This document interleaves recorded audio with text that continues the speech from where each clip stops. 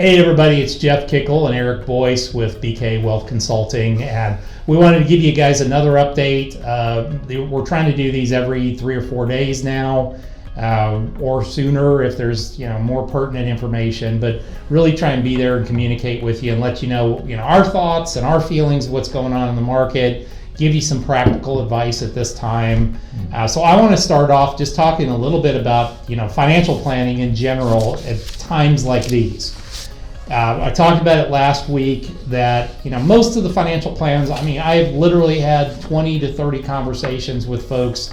We've gone through the financial plans and there has not been a single person yet that we've really seen any kind of a drastic change in the success of their financial plan, because the financial planning tools that we use take into account these kind of situations.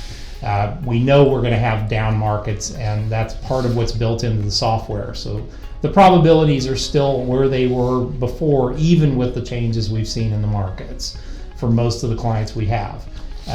If you have not had time to talk with us, you want to, please reach out. We're trying to reach out to everybody, but this isn't the time to hole up and not look at it. It's time. If you haven't talked to us in 6 to 8 months, it's time to have that annual conversation anyhow and talk about financial planning.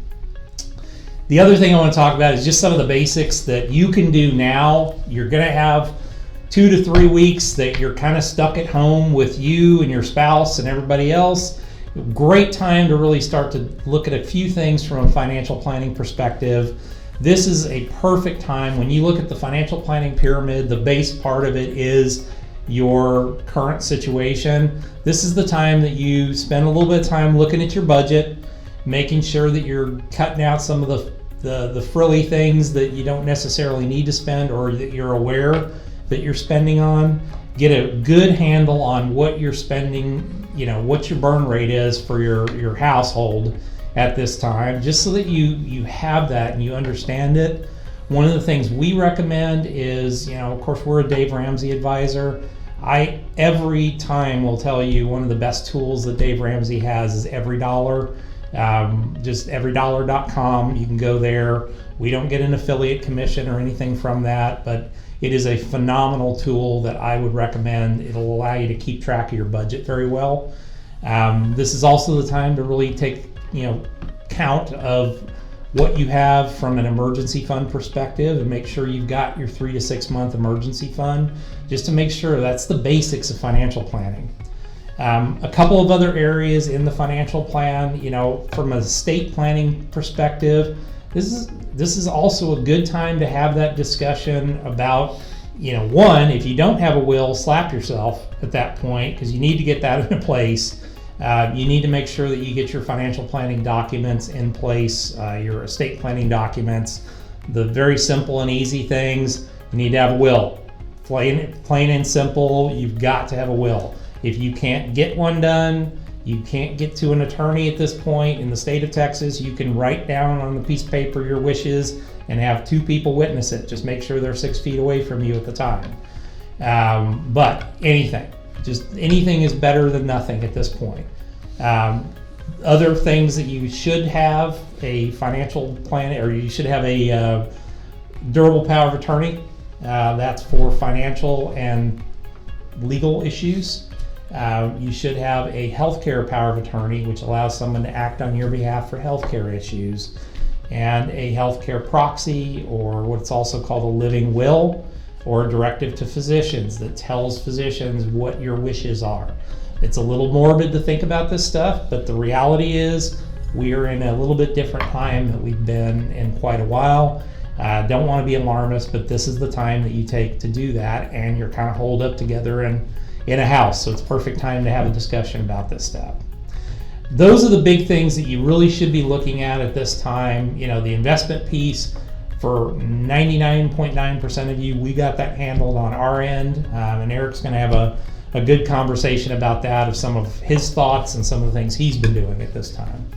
Yeah, thank you. I appreciate you spending the time to listen to us, and maybe a little bit longer today, because obviously the circumstances have evolved and continue to be very fluid, and the news flow remains fairly robust. So I got a few points of perspective, kind of a few points of kind of where we are, and obviously over the last week we've seen a tremendous amount of activity and volatility has spiked. In fact, chart that last week accounted for the third highest percentage drop and the sixth highest percentage drop in history, and the third was on the 16th, and that follows October 19th of 1987 and October 28th of 1929. So it unfortunately puts us in very rarefied air. But just to kind of put things into perspective, from the end of 2018 through February 19th, which was our peak, market was up 44%. And so notwithstanding the activity from today, and the market just closed, we're down about 28.5% from our peak. And so, and I think I mentioned this last time, but it really only took us 16 trading days to go from that peak down to what we would traditionally call a bear market, which is a 20% drop from the peak. But if you take into context the fact that we were up 44% in a little over a year, if you look at a trend line, we were above that trend line. And the same thing happened after the tax law went into effect in 2017 and 2018. We got ahead of ourselves and we had a significant correction. Well, obviously this one was precipitated by not only the coronavirus and the fears of incumbent with that, but also the oil price shock. And oil from peak to trough is down 60% right now, from a peak of about $62 a barrel, a little bit more than that on January 6th, down to around $25 a barrel now. And so, what that's done has been fairly profound. But I would say that the stocks are, in my opinion, are kind of in a prolonged bottoming out process. We do have some ways to go on feeling our way through this and knowing what the economic impact is going to be. And so there's a lot of unknowns in that area. One thing I did, which I think is interesting to convey, was looking at the last 13 virus episodes and what was the impact on the market. So again, out of 13 instances, 9 of those the market was down in the first month, and the most pronounced up until now was Ebola, at negative 7.5%. And in 4 of those instances, the market was still down after 3 months, or continued to drop rather. And then after 3 months, 0. In 0 instances was the market down. Now, not to say that this isn't different, because in some of those cases, we weren't dealing with some of these other attendant issues like the oil sector and whatnot. But the average 6-month return in those 13 virus attacks, I guess once it was recognized as an issue, was actually a positive 8.5%. So again, it's just perspective building and just kind of gives us something to think about with regard to the ferocity and the violence at which this market is corrected.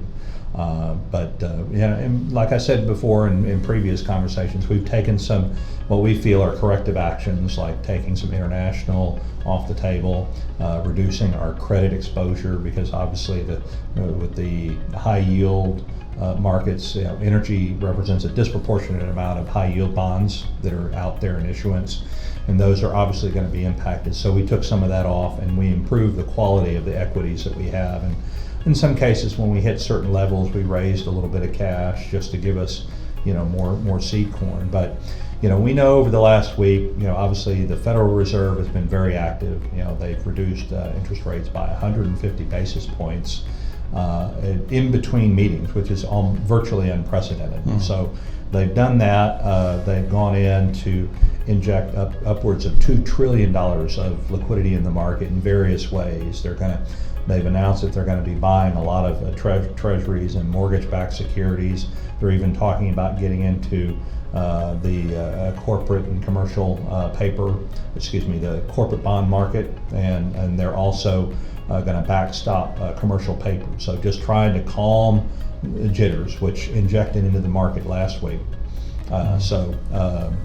Anyway, so the Fed has been real active in trying to make sure that there's ample liquidity in the system, make sure that that the banks, which are well capitalized, this is not 2008, are able to lend and try to help businesses that are struggling right now. Yeah, and they passed the tax law, or they passed the first part of the first tranche of everything today. And yeah, and so what dovetails on that's monetary policy. The fiscal policy is the government acting and getting into. They've got the Family First Coronavirus Act that I think you're referring to, and so that's going to provide kind of that fiscal kick. And there's aside from the political conversations about companies that receive bailouts, should they be able to do buybacks of their stock and things like that, that's going to have to play out. But the main thing is to provide some support for the consumers and those that have been disaffected, by being put out of work or furloughed or what have you. And so we've got to take care of the companies so they can take care of their workers, and then we need to, or the government really needs to take care of the consumer, in addition to helping those businesses, because this has been a really big dislocation for obviously restaurants, all the leisure activities, and even a big disruption for business. So we're seeing a lot of that stimulus hitting the market, but or we will, but it will take time. A couple of things that I see on the horizon, as I mentioned in my own conversation that we posted last week. The earnings estimates are coming down. We know that. Economic growth is, by all estimates, is going to be slightly positive, but it's going to be down. It's going to be subdued in the first quarter. The second quarter, I think we just need to be prepared for like a negative 10%. It's going to be very pronounced. But I think in the best guesses at this point that you get some recovery in the second half of this year and on into next year, where we could see potentially annualized growth of like 4 to 5% towards the end of this year. And then we're obviously going to see a spike in unemployment. We're down, at historic low levels, and we could see 2 to 3 percentage points jump. Again, I think that's already kind of baked into the market in many respects right now. The peak to trough decline average in a bear market is about 31-32%. And so if we're down 28%, the question is, have we seen most of this activity in such a short period of time? What is the outlook from here? And I think we do bounce around a little bit, but I think you're starting to hear the smart investors begin to come back in and nibble at things, as the whole news sector, related to coronavirus, et cetera, plays itself out. So, so PE ratios, price to earnings ratios, which is essentially a measure of value for the companies in the market, it's attractive if earnings aren't terrible. The consensus long-term growth rates haven't been changed, but we know that they're going to change very dramatically on a near-term basis. Well, and one of the things too with valuation is, one of the key components of valuation is the riskless return rate, which is treasuries, which are massively low at this point. Yes, that's right. And we've had 2 full percentage points drop in the 10-year Treasury in about 15 months. Yeah. And and that's a very dramatic move. So there are things that there's economic stimulus that's in the market now, and that's one of them. Yeah. So rates are low, so you got energy prices that are low. Companies that produce energy are going to be impacted, but the consumers are going to benefit from that. Refinancing activity with a lower 10-year Treasury. So what we've seen is actually providing some economic stimulus that dovetails with the monetary stimulus from the Federal Reserve and the fiscal stimulus, which emanates from Washington, whatever they get done. So, we've got a very strong bill, maybe upwards of $1 trillion. We've got more stimulus coming from European governments that are trying to stem their own issues. But like I said, there's no precedent where a virus-related equity market event has been pronounced after 3 to 4 months. And I think we're getting good news out of China and South Korea. Excellent. That I mean, after 6 weeks, this has drastically slowed down in those markets, which, that should tell us, okay, we're still at the beginnings of this. We're still going to see cases go up drastically over the next few weeks, and that's just because we're testing and giving, so it's going to push those numbers up, but it's also going to help identify the people who are sick and can sequester themselves away. Absolutely. And get this thing over with. Hopefully 6 weeks down the road, we're having a way different conversation.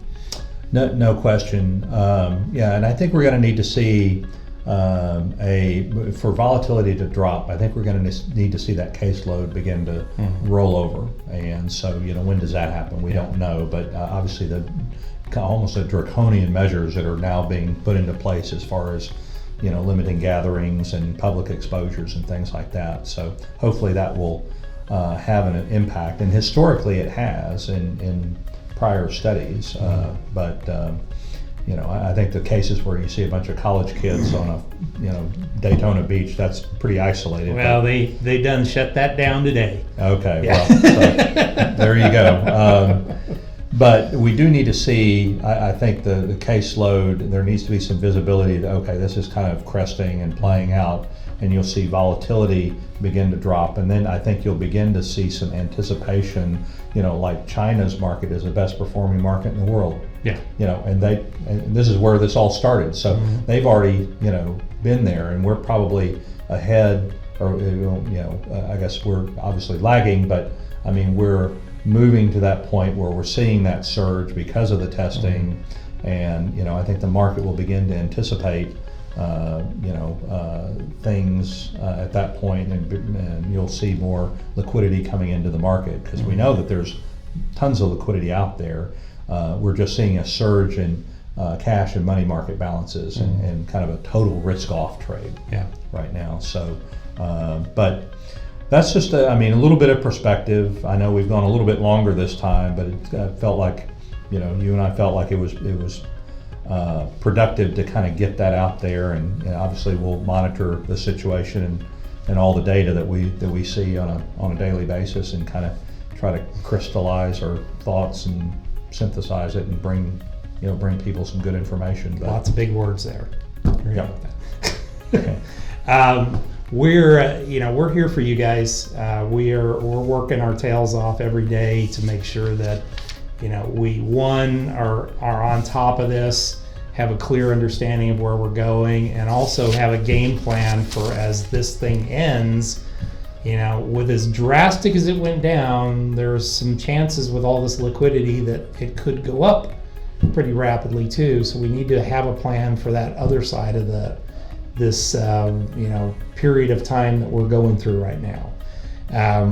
When that happens, we don't know yet, but we're going to stay on top of it, and we're going to keep communicating with you guys as often as we can, as often as we feel like there's information that's helpful to you.